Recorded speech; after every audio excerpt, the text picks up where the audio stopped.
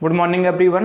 दुष्यंत कुमार को लाइनों से स्टार्ट करता हूँ। हो गई है पीर पर्वत से पिघलनी चाहिए, इस हिमालय से कोई गंगा निकलनी चाहिए। आज ये दीवार पर्दों की तरह हिलने लगी, शर्त थी लेकिन ये बुनियाद हिलनी चाहिए। सिर्फ हंगामा खड़ा करना मेरा मकसद नहीं, सिर्फ हंगामा खड़ा करना मेरा मकसद नहीं। मेरी कोशिश है कि सूरत बदलनी चाहिए, मेरे सीने में नहीं तो तेरे सीने में से ही आग हो, कहीं भी आग, लेकिन आग जलनी चाहिए। इसी के साथ स्टार्ट करते हैं आज lecture number 2, part number 2, basic knowledge of UPSC.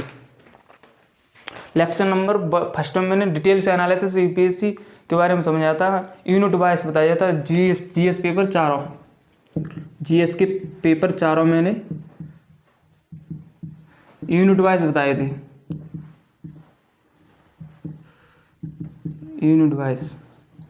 Please हमारा रिक्वेस्ट है आपसे एक बार वो ज़रूर देख लें, क्योंकि एक्चुअली में आप जब तक आप सिलेबस नहीं प्रॉपर तरीक़े से देखेंगे तब तक आपको समझ में नहीं आएगा कुछ। आज देखेंगे बेसिक नॉलेज ऑफ यूपीएससी। एक बार रिकॉल कर देता हूँ। UPSC union public service commission 3 step होते हैं, एक प्रीलिम्स, मेंस और इंटरव्यू।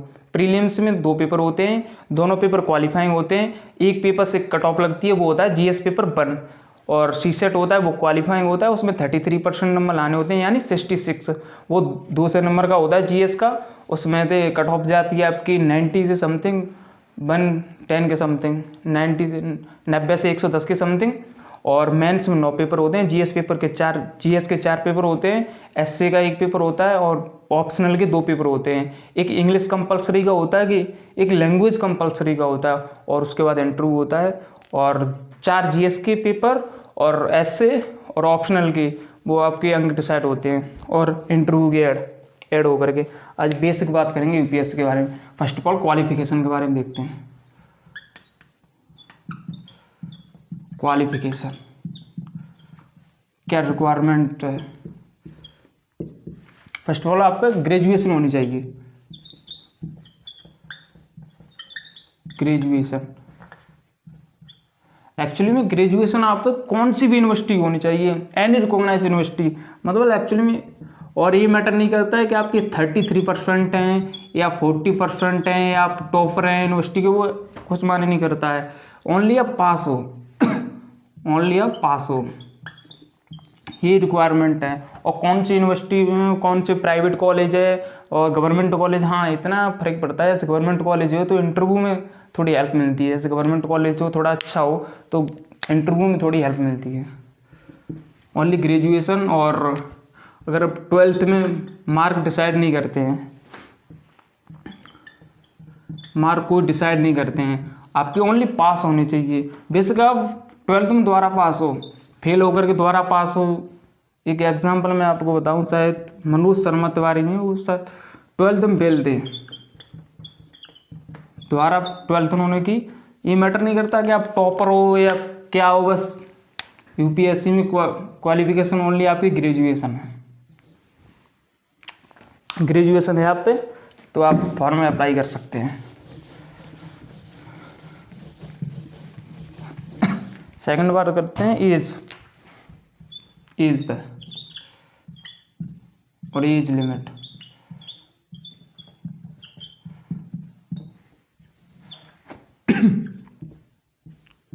आपकी मिनिमम एज 21 ईयर्स होनी चाहिए। तो 21, जैसे आपको 2023 का पेपर देना तो काउंट कैसे करेंगे? 1 अगस्त से, 1 अगस्त, जैसे 1 अगस्त को, जैसे 2023 का 1 फरवरी के समथिंग नोटिफिकेशन आएगा, नोटिफिकेशन आएगा। तो इसमें डिसाइड कैसे होगा आपकी 21 ईयर्स कब हो रही है कब नहीं हो रही है? तो आपको मतलब 1 अगस्त तक मतलब आपकी 21 ईयर्स हो रही है तो आप फॉर्म फिल कर सकते हैं। हाँ, अगर आप ग्रेजुएशन में हैं, ग्रेजुएशन के फर्स्ट ईयर में, वो सॉरी फाइनल ईयर में, फाइनल में, तो आप फॉर्म फिल कर सकते हैं, तो आप फॉर्म फिल कर सकते हैं। एक्चुअली में क्या है, फॉर्म फिल कर देंगे, आपका प्री होगा, मेंस होगा, इंटरव्यू तक होगा, जब तक आपके तब तक डॉक्यूमेंट आ जाएंगे। और फाइनल ओरिजिनल डॉक्यूमेंट लगते हैं इंटरव्यू में, तब तक आपके ओरिजिनल डॉक्यूमेंट आ जाएंगे। एज लिमिट ये है 21 ईयर्स मिनिमम है। मैक्सिमम कैटेगरी के हिसाब से होती है। जैसे जनरल वालों की होती है 22 ईयर्स तक दे सकते हैं। और ओबीसी वालों की होती है 25 ईयर्स। और एससी और एसटी वालों की होती है 37 ईयर। इसी हिसाब से एक्चुअली वो होते हैं अटेम्प्ट, वो आगे हम बताएंगे अभी।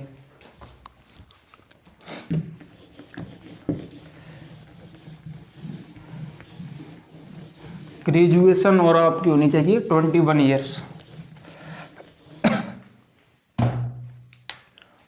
अब बात करते हैं कितने अटेम्प्ट दे सकते हैं आप यूपीएससी में। अटेम्प्ट तो एक्चुअली में क्या होता है, जैसे आप जनरल से बिलोंग करते हो, जनरल कैटेगरी से, तो आप 6 अटेम्प्ट दे सकते हैं। 6 अटेम्प्ट दे सकते हो। और 32 साल तक। अगर आप ओबीसी से बिलोंग करते हैं तो आप 9 अटेम्प्ट दे सकते हो। और 37 ईयर्स तक। अगर आप एससी या एसटी से बिलोंग करते हो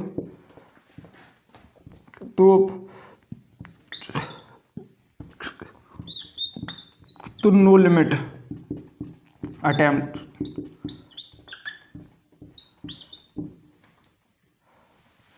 ये 35 होगा, 35 और ये 37 ईयर्स।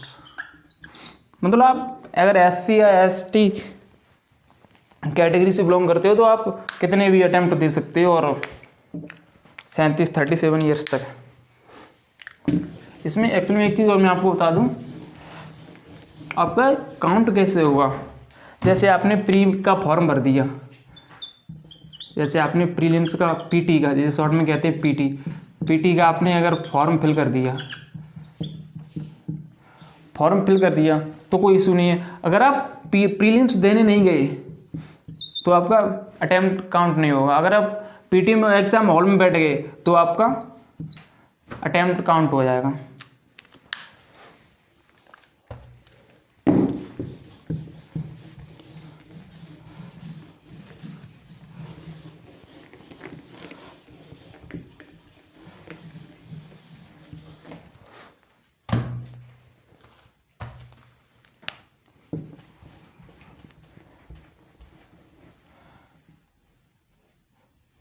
प्रीलिम्स के फॉर्म के फिल करने के, जैसे अप्लाई फॉर्म करोगे 100 रुपये लगते हैं, 100। और मेंस के लगते हैं 200 एक। और शायद मे भी गर्ल्स के लिए तो गर्ल्स के 100 भी नहीं लगते हैं। गर्ल्स के रुपये नहीं लगते हैं शायद, मे भी शायद प्रीलिम्स के लगते हैं, मेंस के नहीं लगते हैं एक्चुअली।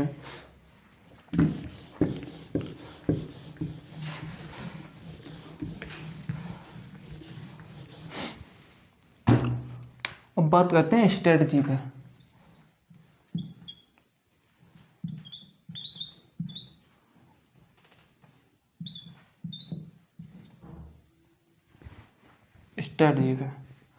फर्स्ट ऑफ ऑल बात कर देते हैं करंट अफेयर पर।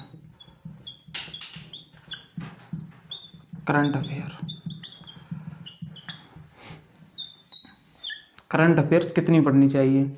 एक्चुअली में क्या होता है, करंट अफेयर्स क्या हुआ था 2060 में, इसके बहुत क्वेश्चन थे, 20 के समथिंग क्वेश्चन थे। और 2030 में अगर माना जाए तो एक भी क्वेश्चन नहीं था करंट अफेयर्स का। 2022 में ओनली एक क्वेश्चन था एक क्वेश्चन था करंट अफेयर का, और जो करंट अफेयर का टीचर होगा वो तो एक्चुअली में पीटी में 100 क्वेश्चन होते हैं, 100 के 100 भी करंट अफेयर के गुना देगा, समथिंग 80 के समथिंग काउंट करा देगा करंट अफेयर्स का। मतलब बेसिकली देखें थोड़ा तो बैलेंस्ड स्टडी करनी चाहिए। और करंट अफेयर कितनी मंथ की पढ़नी चाहिए, तो समथिंग जैसे आपको 2024 देना है, 24 देना है या कौन सी सन में देना है, तो 2023 जनवरी से लेके जनवरी से लेके 2024 मई के समथिंग, क्यों एक्चुअली में इसका पेपर होता है, नोटिफिकेशन आता है फरवरी के समथिंग और एग्ज़ाम होता है इसका मई जून में, श्योर है मई जून में होगा, और मेंस होता है सितंबर के समथिंग और इंटरव्यू होता है दिसंबर के समथिंग। तो इसकी समथिंग 15 मंथ की करंट अफेयर्स पढ़नी पड़ती है, 15 मंथ के समथिंग। और मैं पर्सनली सजेस्ट करूँगा कि वीकली करंट अफेयर पढ़ना।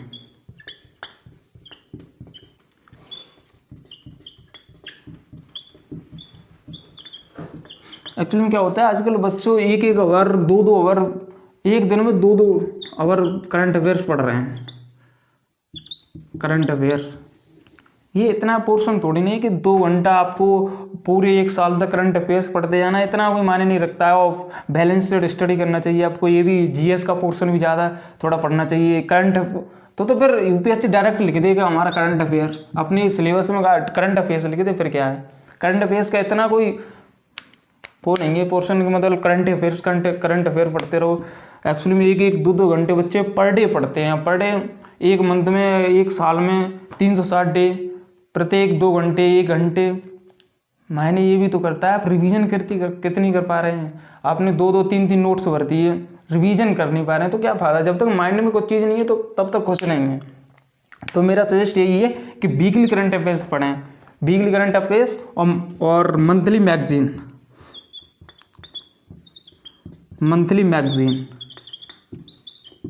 एक मैगजीन जरूर पढ़ते रहें।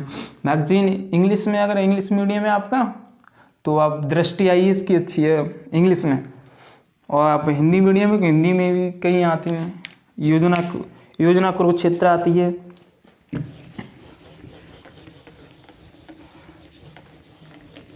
करंट अफेयर्स एक्चुअली में क्या होता है बैलेंस्ड स्टडी करना, बैलेंस्ड।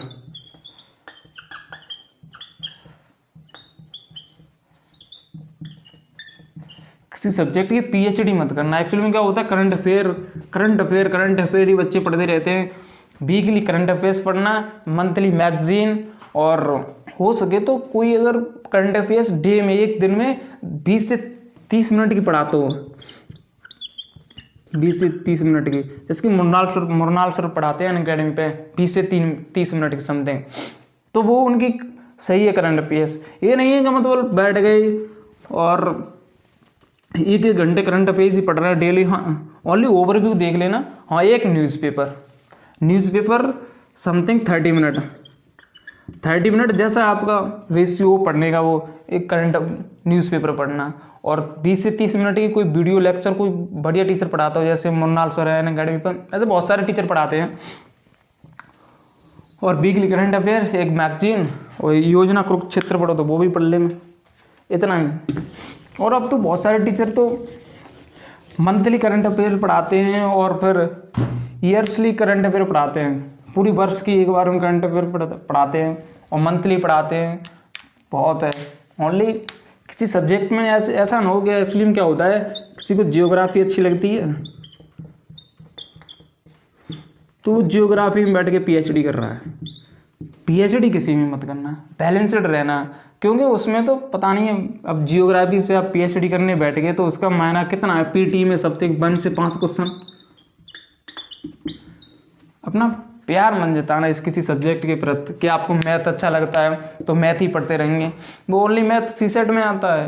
एक्चुअली में सीसेट में वो भी कॉम्प्रिहेंशन, मैथ, रीजनिंग वो भी क्वालिफाइंग में, वो भी अब कट ऑफ में भी नंबर तय नहीं होंगे। ओनली 33% लाने हैं, 66 नंबर। अब 66 नंबर तो मैं 20 ले आओ, 180 नंबर ले आओ, क्या फ़ायदा है? कोई फ़ायदा नहीं है। 80 क्वेश्चन है, उसमें 2 से मार्क्स में 2 से ले आओ, क्या फ़ायदा? ऑलरेडी क्वालिफाइंग ही तो आपको एक्चुअली में करना है। क्या होता है, और सीसेट बहुत बड़ी प्रॉब्लम हो गई है आजकल। सीसेट एक्चुअली मतलब सीसेट पे इतना ध्यान नहीं देता, वो सोचता है अरे सीसेट तो निकल ही जाएगा, बट सीसेट बहुत, मैंने देखा है बच्चों के जीएस के पेपर में कट ऑफ जा रही है 95 के समथिंग, और उनके नंबर हैं 120, और वो सीसेट में फेल हैं। क्या फ़ायदा? बैलेंस्ड स्टडी ना करो। एक्चुअली में क्या है कि आप सीसेट भी पढ़ो, अब जीएस भी पढ़ो, तो मतलब इसे क्वालिफाइंग कर दो, इसे पढ़ नहीं रहे। बच्चा सोचता है कॉम्प्रेंशन के भरोसे बैठा रहता है। कॉम्प्रेंशन से एक्चुअली में कभी सीसेट नहीं निकलेगा। जब तक आप मैथ रीजनिंग प्रॉपर वे में नहीं पढ़ोगे तब तक नहीं निकलेगा।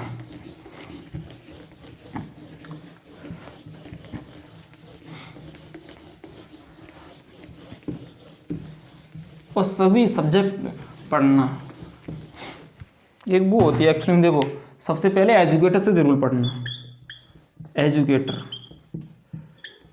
एजुकेटर के बाद कोई स्टैंडर्ड बुक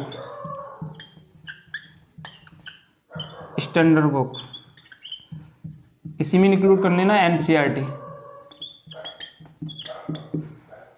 क्या होता है एक्चुअली में, जैसे आप कोई सब्जेक्ट पढ़ रहे हो, जैसे कोई मैं कॉन्सेप्ट मान लो, या पार्लियामेंट या ज्योग्राफी में साइक्लोन मान लो। साइक्लोन तो पढ़ने बैठोगे ना, दिमाग की बत्ती सब जलना बंद कर देगी। तो साइक्लोन आप पढ़ना बैठो, कोई समझ में नहीं आएगा। एक बार एजुकेटर का साइक्लोन समझा देना एक्चुअली में कि बढ़िया तरह, बशर्ते एजुकेटर अच्छा हो। उसके बाद वो किसी स्टैंडर्ड बुक में तुम पढ़ो, अलग कॉन्सेप्ट भी थोड़ा उसके ज़्यादा नॉलेज मिलेगी, खुद कुछ फैक्ट मिलेंगे तो ज़्यादा अच्छा रहता है। या एनसीईआरटी, इसमें दोनों इंक्लूड। उसके बाद नोट्स के बाद रिवीजन के बाद PYQ, प्रीवियस ईयर्स क्वेश्चन, ये होता है फॉर्मेशन।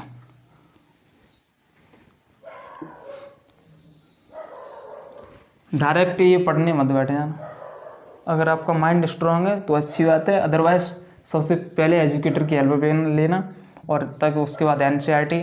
हाँ, जैसे आप ग्रेजुएशन फर्स्ट ईयर में हो, ग्रेजुएशन के आप फर्स्ट ईयर में हैं,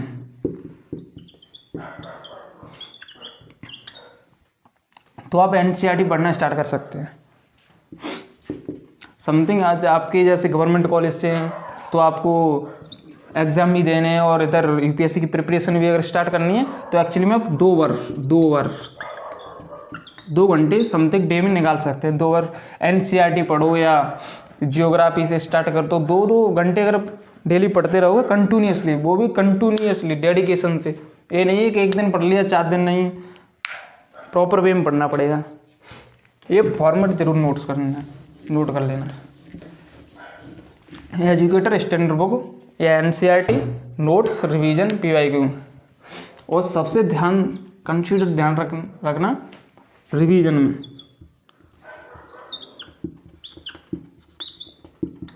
रिवीजन पर एक्चुअली में क्या होता है, बंदा पढ़ता तो रहता है, इंटरेस्ट डेवलप होता रहता है नए नए सब्जेक्टों में, नए बट वो रिवीजन नहीं करता है। यही सबसे बड़ा ड्रॉबैक है। सबसे बड़ा ड्रॉबैक यही है कि वो रिवीजन नहीं करता रहता। और सबसे पहले जैसे कोई कॉन्सेप्ट पढ़ो, XYZ, जैसे आपने कोई कॉन्सेप्ट पढ़ा, समझ लो कोई भी आपने कॉन्सेप्ट पढ़ा माइंड में, उसे फिर रिकॉल जरूर करना, एक बार रिकॉल करना। जैसे आपने कॉन्सेप्ट पढ़ा, कॉन्सेप्ट पढ़ने के बाद उसे साइड में रख दो, फिर उसे रिकॉल करो माइंड में रिकॉल करना, फिर उसे लिखना। एक पेज लेना, 4x4 साइज का कौन सा पेज लेकर के उसे लिखें। वो नोट्स या आपकी स्टैंडर्ड बुक या कुछ भी है वो साइड में रख के पहले फर्स्ट बार रिकॉल करें, रिकॉल के बाद उससे 4x4 पेपर है कोई लेकर के, या रफ हो या कुछ भी हो, उस पर लिखे जरूर, तो आपको एकदम माइंड सेट में प्रॉपर वे में रहेगा। उसके बाद जैसे नेक्स्ट डे पढ़ना बैठ रहे हैं तो सबसे पहले रिवीजन स्टार्ट करें तो ज़्यादा बेटर रहेगा।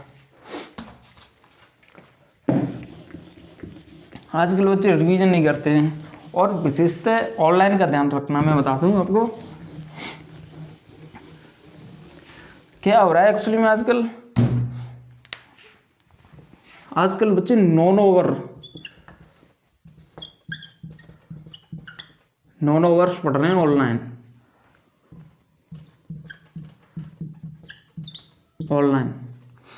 ऑफलाइन नहीं पढ़ रहे हैं।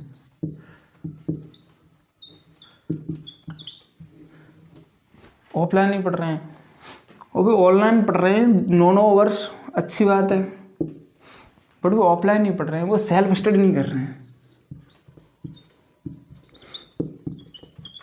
आपने सुना होगा कि एक्चुअली में सिविल सर्विसेज के लिए मिनिमम 7 आवर्स पढ़ना होता है, 6 घंटे का एक्चुअली कितने भी घंटे मानो आप फिक्स कर लो, आप 6 मान लो, 7 मान लो, कितने भी, वो ओनली इसमें इंक्लूड नहीं होते। मैं आपको बता दूं, ये तो जैसे आपकी कोचिंग होती है, कोचिंग में आप गए, जैसे मिनिमम कोचिंग 6 वर्ष की तो होती है यूपीएससी की, 6 घंटे की, सॉरी 6 घंटे की तो मिनिमम होती है, तो ये आपकी स्टडी में इंक्लूड नहीं होते।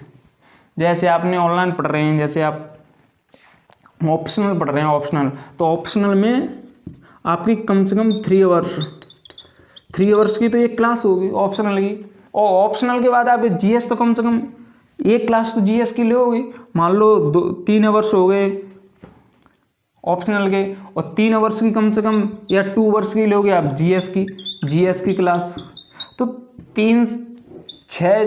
6 आवर्स तो हो गए आपके एक्चुअली में कोचिंग के, या ऑनलाइन मान लें या ऑफलाइन पढ़ेंगे उतना उसमें भी टाइम वेस्ट करेंगे, और ऑनलाइन पढ़ोगे तो इसमें भी टाइम वेस्ट होगा। इसके बाद मानी जाती है सेल्फ स्टडी, आप कितना पढ़ रहे हैं स्वयं, वो भी कोई डिस्ट्रैक्शन हो, ये नहीं है कि फ़ोन लिए पास में बैठे हैं, डिस्ट्रैक्शन हो रहा है, 2 मिनट पढ़ लिया फिर चला ली रील्स। और डिस्ट्रैक्शन में एक्चुअली में क्या होता है, आजकल बहुत डिस्ट्रैक्शन होता है रील्स से।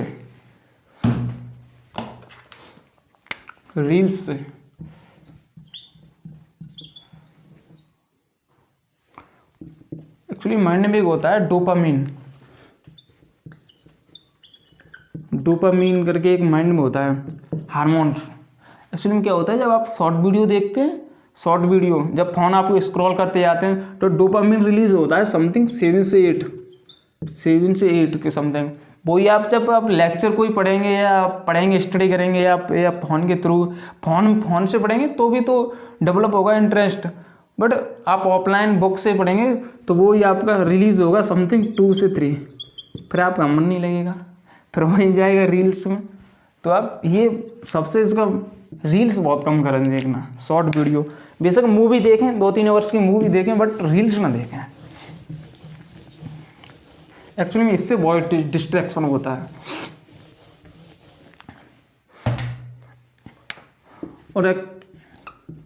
और ये यूपीएससी है साहब, किसी शायर ने बड़ा अच्छा कहा है, ये इश्क नहीं आसान, बस इतना समझ लीजिए एक आग का दरिया है और डूब के जाना है। वो इश्क हटा के ना आईएएस कर लीजिए, ये आईएएस नहीं आसान, बस इतना समझ लीजिए एक आग का दरिया है और डूब के जाना है। तो एक्चुअली में हार्डवर्क करनी पड़ेगी आपको।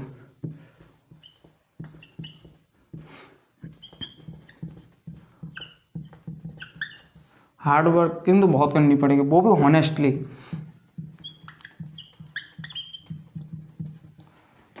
वो भी कंटिन्यूअसली।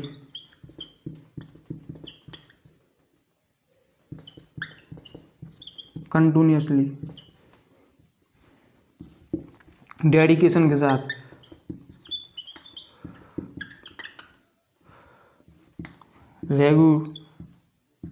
रेगुलरिटी, ये सब आप में फीचर्स होने चाहिए एक्चुअली में। और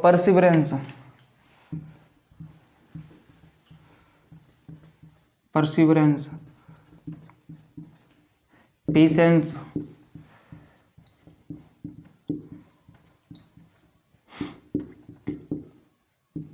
कंसिस्टेंसी,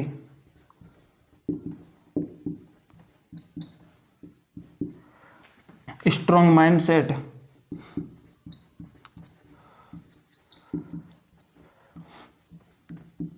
एक्चुअली में यूपीएससी में सबसे बड़ा रोल होता है माइंड का। अगर आपने माइंड मजबूत कर लिया ना, तो अगर माइंड को आपने सेट कर लिया, माइंड को अगर आपने क्लियर है, उसके कॉन्सेप्ट हो गए तो बहुत कुछ है।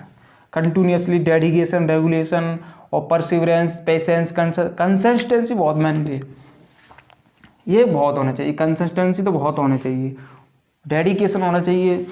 एक्चुअली में इसमें हार्डवर्क बहुत लगती है और समथिंग आपको जैसे प्रिपरेशन में तो एक साल लग जाती है और पूरी प्रोसेस फुल रिजल्ट फाइनल तक आने चाहिए तो वैसे भी 2 साल लग जाते हैं और वो भी श्योर नहीं है फर्स्ट अटैम्प्ट में। एक्चुअली में 20% बच्चा फर्स्ट अटैम्प्ट में जाता है।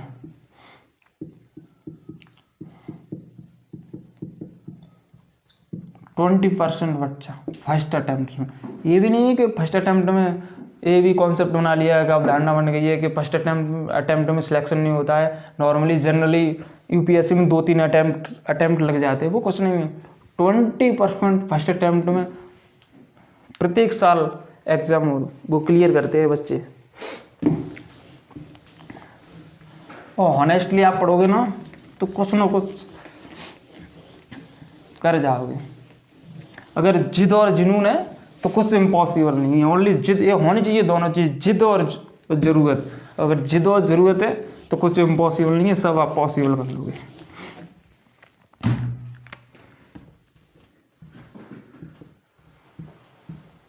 यूपीएससी की वैकेंसी पर ईयर्स आती हैं, प्रत्येक साल आती हैं। हाँ, भले वैकेंसी कम आए, एक्चुअली में आपकी वैकेंसी के रेशियो में बताऊं तो समथिंग 729 के साथ मे बी समथिंग इतनी थी। 700 से अब 700 अप्रॉक्सीमेटली मानिए 1000 तक, इतने के बीच में वैकेंसी रहती है। इसमें भी जैसे मान लो 100 वैकेंसी हो समथिंग आईएएस की,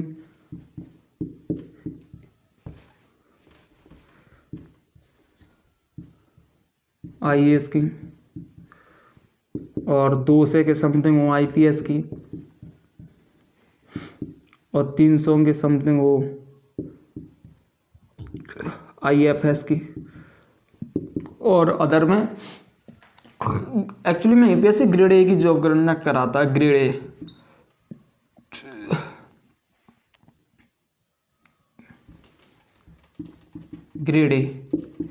ए की जॉब कंडक्ट कराता है। इसके बाद Indian revenue service, grade A की जॉबें आती हैं। इंडियन रेवेन्यू सर्विस होती हैं, रेलवे की होती हैं। ये ग्रेड ए की जॉब जितनी भी टोटल वैकेंसी होती हैं वो यही कंडक्ट कराती है। इसके बाद सिक्वेंस होती है, जैसे आप फॉर्म फिल करेंगे तो फर्स्ट प्रायोरिटी रहेगी आपकी आईएएस, फिर सेकंड आप भरोगे आईपीएस। अगर आपकी हाइट नहीं है, हाइट एक्चुअली बता दूँ यूपीएससी में 1.65 हाइट मांगते हैं बॉयज़ की। ये बड़ी कन्फ्यूजन रहती है कि फोर्स में लिखते हैं 170 के समथिंग हाइट, जैसे नॉर्मली पुलिस में और ये फोर्स होता है उसमें आपकी हाइट लेते हैं 170 के समथिंग, और मे बी यूपीएससी में 1.65 लेते हैं, 1.65 हाइट लेते हैं मेल की।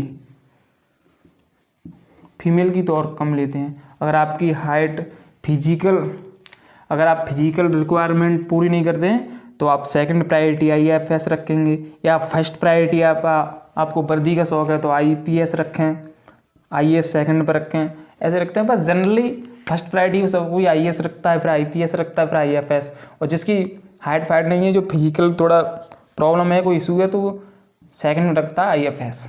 और फिर इंडियन रेवेन्यू सर्विस जैसे आपकी चॉइस हो वो प्रत्येक साल आती है। और इसमें मैं आपको बता दूं एक्चुअली में क्या होता है, अदर जो जैसे एसएससी है या कोई भी संस्था है, यूपीएससी एक ऐसी है जिसमें कोई धांधली नहीं चलती है। कोई आपकी एक पैसे की धांधली नहीं चाहिए, कितना भी पैसा वाला हो। बट हाँ, एक चीज़ है इसमें हार्डवर्क, जो ज़्यादा हार्डवर्क कर लेगा वो इसे क्वालिफाई कर लेगा। ओनली इसमें चाहिए मेहनत, वो भी मेहनत नहीं, बहुत मेहनत चाहिए, डेडिकेशन चाहिए। डेडिकेशन से, रेगुलेशन से बहुत आपको मेहनत की ज़रूरत है इसमें। यूपीएससी में ओनली मेहनत ही मेहनत है। ओनली आपको पढ़ना पड़ता है। ये नहीं है कि आप फर्स्ट अटैम्प्ट में श्योर नहीं है सिलेक्शन हो जाए, फर्स्ट अटैम्प्ट हो, सेकंड अटैम्प्ट लग जाए, थर्ड अटैम्प्ट लग जाए और फाइनल हो भी नहीं, ये श्योर नहीं है।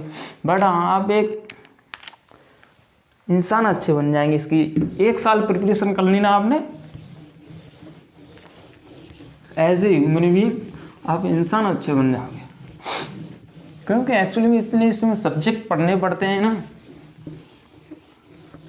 आपको इतनी नॉलेज हो जाएगी।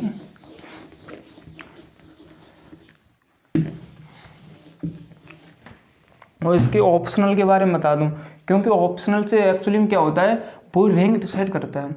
जीएस के 4 पेपर होते हैं, वो तो 80 से 100 या 120 के समथिंग टॉपर के भी वो नंबर रेंज में रहते हैं, और वो टॉपर नंबर खींचते हैं ऑप्शनल में।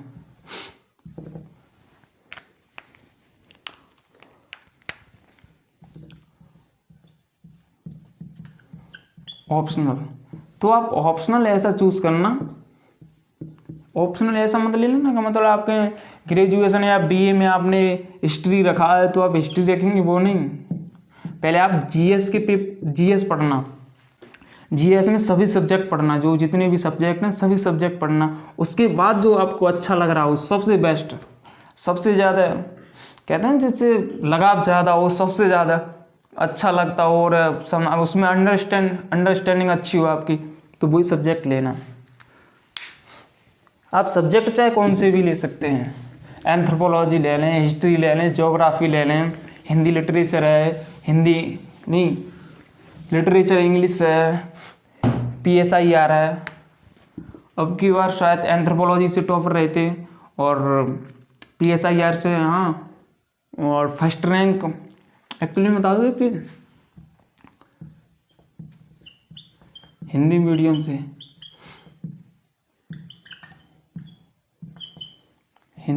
से अभी